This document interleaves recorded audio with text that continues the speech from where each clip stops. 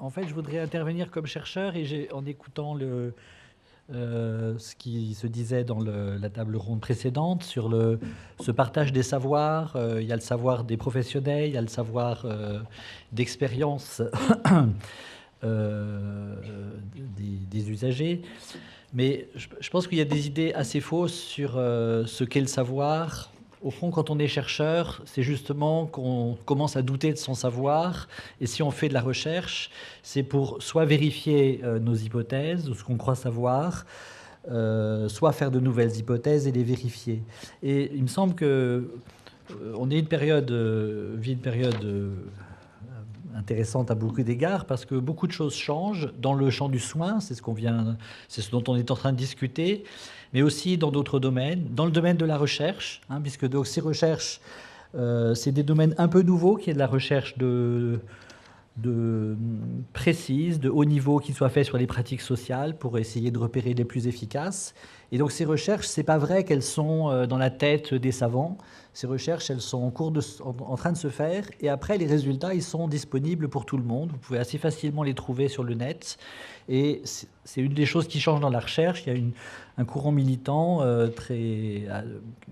assez largement consensuellement soutenu pour que les résultats de recherche soient en libre accès. Et c'est l'exigence du CNRS et l'exigence de beaucoup de grands organismes de recherche internationaux.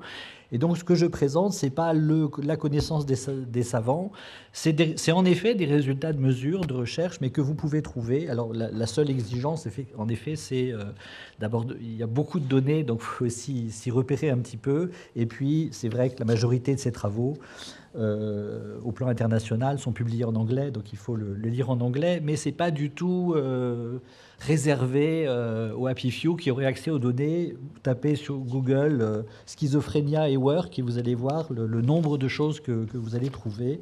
Et puis après, il faut des mots-clés un tout petit peu plus précis. Et sur Google Scholar, vous pouvez trouver à peu près 3 sur 4 des articles en version originale en PDF. Alors, le travail et l'emploi, il y a deux façons. Bien sûr qu'il y a un lien étroit.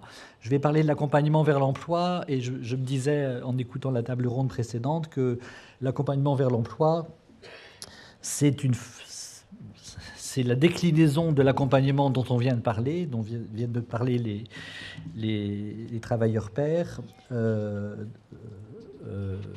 relativement à l'insertion professionnelle, mais c'est vraiment le même esprit visant à promouvoir le rétablissement.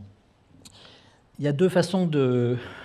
Bien sûr, il y a un lien étroit entre le travail et le rétablissement. Le plus évident, c'est de montrer, je vais commencer par ça, que le fait d'avoir une activité, que ce soit en milieu protégé ou en milieu ordinaire, contribue, pour plein de raisons que je vais évoquer, c'est assez consensuellement admis, contribue au processus de rétablissement. Mais je pense que c'est peut-être encore plus intéressant de regarder le rapport dans l'autre sens. Aujourd'hui, le message concernant le rétablissement, c'est que toute personne qui rencontre des problèmes de santé mentale, toute personne peut se rétablir. Comme l'a rappelé Madame Vigneault, c'est un verbe réflexif, on ne peut pas la rétablir, c'est elle qui va, si elle le souhaite, si elle en a l'espoir, va entamer ce processus. C'est possible pour tout le monde. Et donc ça devient, en tout cas ceux qui sont sensibles à cette perspective, considèrent que ça devient un objectif finalement très important, voire prioritaire, prioritaire même sur l'objectif plus traditionnellement médical de viser la rémission et la prévention des rechutes. C'est plus important de viser le réengagement dans une vie active, sociale, satisfaisante. C'est possible, ça devient un objectif prioritaire, et alors c'est là que, du coup, la place du travail change un petit peu. Le travail n'est pas indispensable pour se rétablir, mais, pour les raisons que je vais évoquer, c'est un facteur majeur qui contribue de façon importante au rétablissement. Il y a d'autres manières d'être actif, de se sentir inclus socialement, mais le travail, dans notre société, c'est un des facteurs importants. Du coup, si le rétablissement est possible pour tous, s'il a un objectif prioritaire, vous voyez que le travail, l'insertion professionnelle devient, dans l'agenda des priorités, remonte dans les premiers plans. Hein, ça devient quelque chose d'important dans le champ de la santé mentale.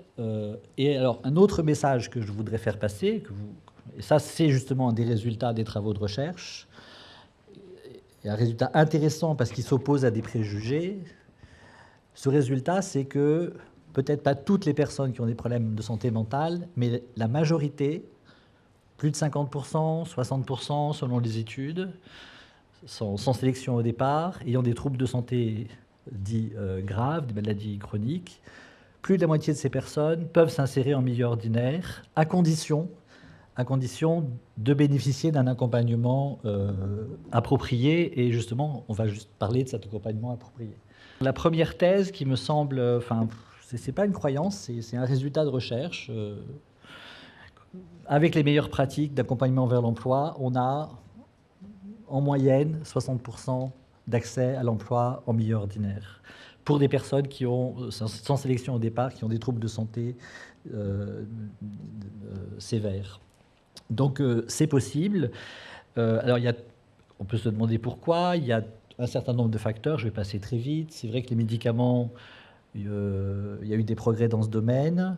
Ils ont moins d'effets secondaires, ils sont plus respectueux des facultés cognitives, et donc ils permettent plus facilement de travailler. Les prises en charge hospitalières sont moins longues, donc les gens sont moins désinsérés. Éventuellement, l'interruption d'activité pour ceux qui étaient déjà en activité est moins longue.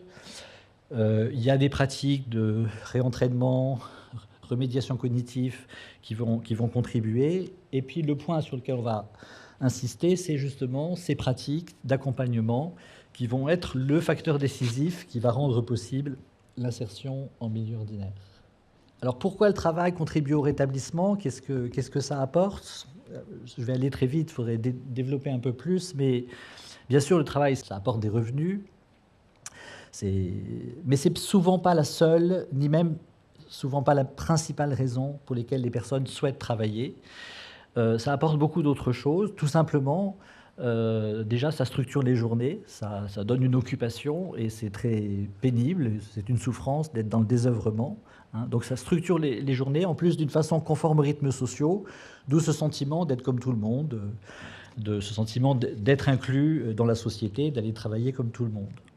Ensuite, c'est banal, mais c'est important pour des gens qui peuvent se trouver sinon très isolés et souffrir des fois plus de leur isolement que de leur maladie. Le travailler, c'est l'opportunité de rencontrer des collègues et d'avoir une vie sociale, d'avoir des contacts sociaux.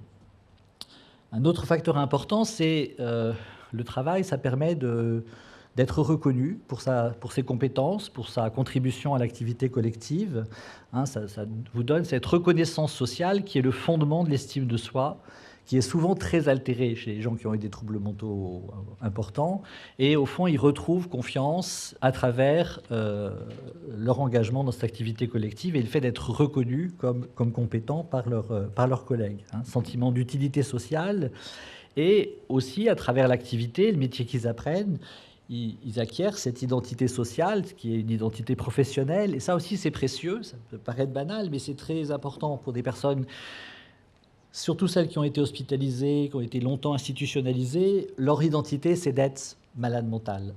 Et donc, le fait d'avoir une activité professionnelle, ça leur permet de sortir, et ça, c'est majeur pour le rétablissement, de quitter cette identité de malade pour avoir une identité de professionnels compétents. Donc c'est un des facteurs de contribution. Et du coup, il n'y a plus de raison de continuer à endosser les préjugés liés à la maladie mentale, puisque vous n'êtes pas d'abord malade, vous êtes d'abord un professionnel qui vit avec une maladie, ça devient assez secondaire. Restauration du sentiment d'efficacité dans un certain nombre de tâches, là je n'ai pas le temps de détailler, mais c'est un des points importants qui va contribuer au sentiment de retrouver le contrôle sur sa vie. Hein. Alors, ensuite, un certain nombre d'études. La question s'est posée, est-il finalement si souhaitable et si raisonnable de vouloir insérer, devoir mettre au travail ou proposer du travail à des gens vulnérables? Donc, la majorité, un certain nombre d'études ont posé la question, tout simplement, aux personnes qui ont des problèmes de santé mentale, et il apparaît que la majorité le souhaite travailler en milieu ordinaire, quand elles hésitent, et c'est souvent le cas, c'est pour plusieurs raisons. Soit elles doutent de leurs capacités, en réalité elles en ont, mais elles en doutent. Ou alors elles ont inclus ce qu'on appelle l'autostigmatisation, elles ont intégré des préjugés sur le, comme quoi, avec une étiquette de schizophrène, on n'a aucune chance de trouver du travail. Mais ça, c'est un préjugé, c'est faux. Mais bien sûr que ça peut faire un frein. Et puis, il y a une autre raison qui, elle, est une vraie raison, c'est que trouver un emploi en milieu ordinaire, c'est une certaine prise de risque parce que les avantages sociaux, la pension va s'arrêter, et si vous perdez votre emploi, vous risquez de vous trouver dans une situation précarisée. Il y a une étude aussi qui a mesuré la qualité de vie et la satisfaction de leur situation en comparant des personnes ayant ce genre de difficultés qui sont en emploi en milieu ordinaire versus en hôpital de jour avec des activités occupationnelles versus dans leur famille où ils ont des activités mais non rémunérées, non professionnelles. Et cette étude suédoise montre que les plus satisfaits et ceux qui ont la meilleure qualité de vie sont ceux qui sont en emploi en milieu ordinaire. Enfin, le travail, c'est un droit pour tout le monde, et en particulier pour les personnes handicapées, réaffirmé par la Convention des Nations Unies relative aux droits des personnes handicapées. Ce droit, il est évoqué dans les textes législatifs qui essayent de mettre en œuvre ces principes auxquels on adhère. Madame Le Houerou, qui a fait un rapport sur l'accompagnement dans l'emploi l'année dernière au Premier ministre, rappelle qu'il est dans l'esprit de la loi de 2005 de promouvoir l'insertion en milieu ordinaire, mais il est intéressant de voir que c'est au tout début de son rapport, dans les premières lignes, mais elle ajoute que ce droit à l'emploi en milieu ordinaire, aujourd'hui, est encore loin d'être effectif pour ce public. Et donc c'est de ça qu'on parle, comment donner accès à ce droit. Enfin, un autre facteur, c'est que c'est l'intérêt inséré au travail, et à fortiori en milieu ordinaire. Pour toutes les raisons que j'ai dit, je pense que c'est l'intérêt des personnes accompagnées, mais c'est aussi l'intérêt de la société en termes d'économie de santé et des finances publiques, parce que c'est des pratiques vertueuses sur le plan économique. Voilà. Alors, quels sont les déterminants qui vont permettre ou pas à ces personnes d'accéder à l'emploi? Les premières études, c'est assez intéressant de voir l'évolution des recherches dans ce domaine. Les premiers travaux se sont intéressés aux limitations du côté des personnes. Est-ce que les symptômes, ça fait obstacle? En fait, ça fait beaucoup moins obstacle qu'on l'imagine. La corrélation est très faible. Bon. Les troubles cognitifs, la cognition sociale... on a beaucoup étudié les facteurs personnels. Mais aujourd'hui, on s'intéresse aussi aux facteurs environnementaux. Et je ne vais pas développer tout ça, mais simplement l'autre message que je voudrais faire passer, c'est qu'on s'aperçoit que ces facteurs environnementaux pèsent ou sont des déterminants encore plus forts que les facteurs individuels. Si on joue sur les modes d'accompagnement, on peut multiplier par 2, voire par 3, les chances d'accéder et de se maintenir en emploi. Et donc aujourd'hui, je dirais que le principal levier pour progresser dans ce domaine, c'est sur les pratiques d'accompagnement pour rendre encore possible ce droit. Alors je vais évoquer ces pratiques d'accompagnement très rapidement et pour parler de l'emploi accompagné. Situer l'emploi accompagné, très schématiquement, et ce n'est pas seulement en France, c'est partout dans les pays développés, trois modèles d'accompagnement vers d'aide à l'insertion de ces publics. L'emploi protégé, ça existe partout, avec l'inconvénient qu'on observe partout, c'est que même si en principe il y a des passerelles entre le milieu protégé et le milieu ordinaire, ces passerelles, en pratique, pour des tas de raisons, fonctionnent mal, et que les gens, finalement, quand ils sont bien dans le milieu protégé, ils y restent. C'est à la fois une bonne nouvelle, c'est qu'ils ne sont pas trop mal, mais c'est dommage parce que ça ne favorise pas l'accès au milieu ordinaire. L'autre modèle, c'est la préparation, le modèle séquentiel de réadaptation au travail. C'est le modèle qui existe partout, c'est le modèle encore dominant en France. L'inconvénient, c'est que ça prend du temps, ça demande beaucoup de moyens, et l'efficacité est modeste. c'est difficile. Et alors, face à cette difficulté, un nouveau modèle a été envisagé, initialement pour le handicap mental, c'est de dire, bah, finalement, puisque la préparation, c'est compliqué et puis les résultats sont faibles, est-ce qu'au lieu d'investir sur l'amont de l'insertion, on ne pourrait pas sauter cette étape, se focaliser sur l'insertion la plus rapide possible et mettre les moyens sur le soutien pour que des gens s'adaptent et puissent rester dans l'emploi. Et donc c'est ça, ce nouveau modèle de l'emploi accompagné. C'est un modèle qui se focalise moins sur la préparation et plus sur, enfin, qui cherche à un accès rapide en milieu ordinaire de travail, et ensuite tout va se jouer dans l'accompagnement dans le long terme pour maintenir l'insertion. Alors, ce modèle a suscité de l'intérêt parce qu'il s'est avéré au moins 2 fois plus efficace que le modèle traditionnel de préparation séquentielle et progressive à la réinsertion. Pour les études, je vais vous les montrer, les études comparatives entre les taux d'accès à l'emploi entre le modèle traditionnel et ce nouveau modèle d'insertion directe, là on appelle ça le modèle place and train. Traditionnellement, on prépare et puis on insère, train and place. Là, on renverse, on insère tout de suite et on soutient après. Donc, c'est pour ça qu'on appelle ça place and train. Ce nouveau modèle, de très nombreuses études qui ont été moyennées montrent qu'on obtient 50 à 60% d'accès à l'emploi, ce qui est 2 fois et plus que 2 fois supérieur au modèle traditionnel. Ça, il y a plein de manières de mettre en œuvre l'emploi accompagné. C'est d'ailleurs un débat qui commence à se développer en France, puisqu'on est un certain nombre d'acteurs souhaitent développer cette pratique. Pour le handicap psychique, il y a un modèle qui a été précisé, qui est très souple, mais en même temps qui est repéré par quelques principes précis que je vais évoquer, qui s'appelle le modèle IPS, Individual Placement and Support, c'est toujours la même idée, placement et soutien individualisé, donc mis au point par cette équipe, par le New Hampshire près de Boston. Ça, j'ai souvent montré cette diapositive, c'est une étude de 2012 qui compare 22 études comparatives qui étudient le taux d'accès à l'emploi avec la méthode traditionnelle. C'est les barres rouges, vous voyez, en moyenne, c'est les contrôles, 23% d'accès à l'emploi au bout de 12 à 18 mois, et les barres noires, c'est le taux d'accès à l'emploi au bout de 18 mois, de 12 à 18 mois, avec la nouvelle méthode, Place and Train, enfin IPS, et on a en moyenne 56%, et donc ces 22 études sont réalisées absolument partout dans le monde. Il y a plusieurs indicateurs. Les 2 grands indicateurs d'efficacité, c'est le taux d'accès au bout de 12 à 18 mois, et puis après il y a d'autres indicateurs, le temps de travail travaillé, plein temps, temps partiel, le nombre d'heures de travail, le nombre de jours, les salaires. Et sur tous ces plans, je ne vais pas rentrer dans le détail, mais on a de meilleurs résultats avec la nouvelle méthode.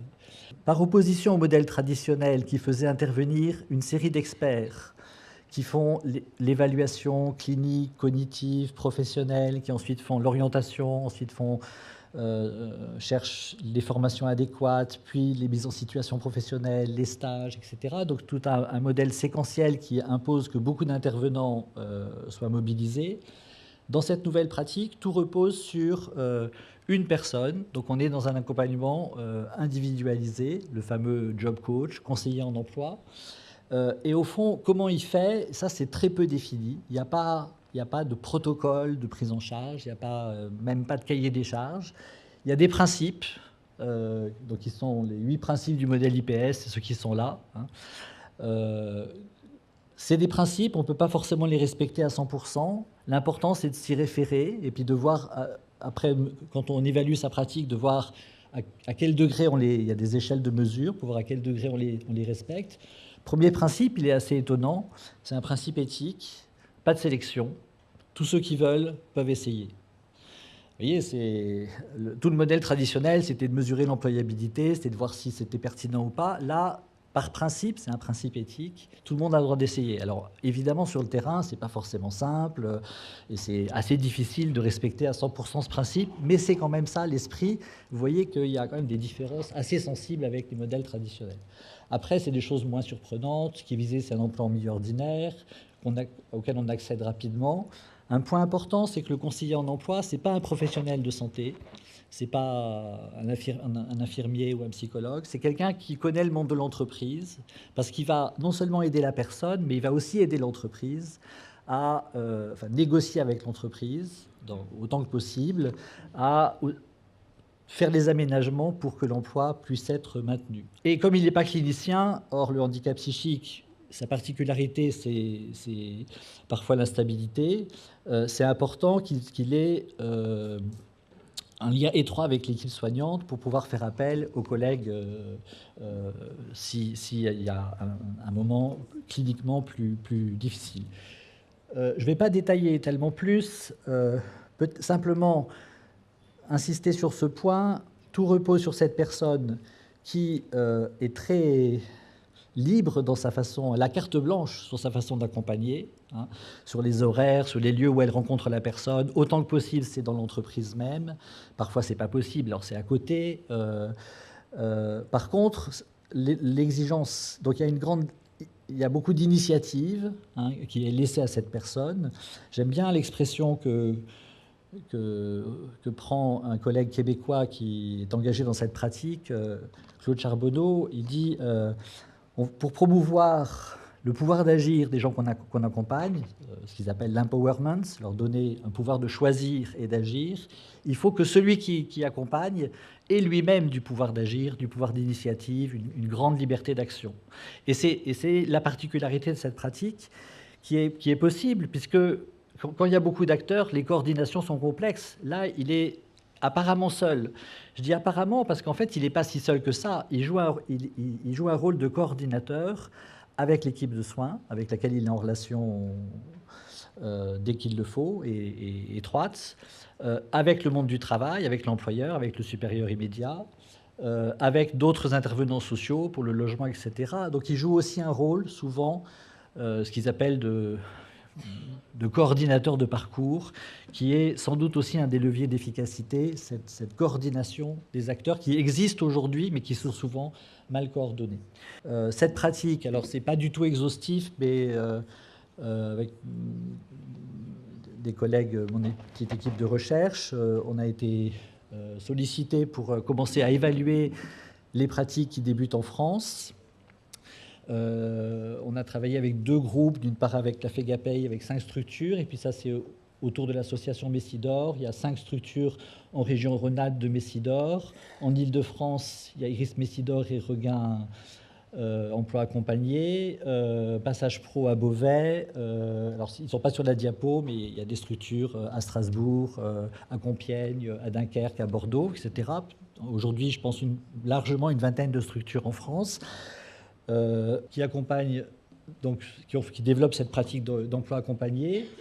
Là aussi, je vais aller très vite. C'est des premiers résultats évaluatifs sur l'année 2016 sur les taux d'insertion. Mais vous voyez qu'on est, il faut regarder la colonne taux d'insertion à 12 mois. Pour Messidor, 52%, à Marseille, 61%. À Paris, 37, donc près de 40. 40, vous voyez, on est près de 50%, on fait un peu moins bien que les anglo-saxons, mais il y a un taux d'insertion à 1 an qui est très honorable comparativement aux autres pratiques. Et un taux de maintien, ça c'est le deuxième facteur, parce que insérer, si on veut à tout prix insérer, c'est pas le plus difficile. Après, ce qui est important, c'est que ça dure. Si ça dure 2 semaines ou 1 semaine, et le taux de maintien est assez bon. Vous voyez, il est entre 33 et 60% à 6 mois. Alors, à 12 mois, il est moins bon. Après, ce n'est pas très grave que les gens perdent leur emploi au bout de 6 mois ou d'1 an, puisque l'accompagnement est pérenne. Ça, c'est aussi un des principes de cette approche. Et donc, s'ils perdent le premier emploi, en général, Et s'ils souhaitent poursuivre, ils en trouvent un deuxième, souvent plus adapté, dans lequel ils vont se stabiliser plus longtemps. Ça, c'est le sigle de l'association européenne qui existe depuis 30 ans pour promouvoir l'emploi accompagné. Alors, pas seulement pour le handicap psychique. Ce qui est intéressant quand on regarde, là aussi, vous avez toutes les informations en ligne, c'est qu'eux s'appuient assez peu sur les données de recherche, mais s'appuient uniquement sur des valeurs éthiques. Toute leur conception de l'emploi accompagné, c'est ce qu'on a évoqué, là, le respect de l'autodétermination, de l'autonomie, de la singularité du projet de chacun. Ce qui est intéressant de voir, c'est que ces pratiques fondées sur des principes éthiques s'avèrent aussi les principes qui s'avèrent les plus efficaces, et c'est pour ça qu'aujourd'hui on en parle beaucoup. Voilà, merci. Merci Bernard.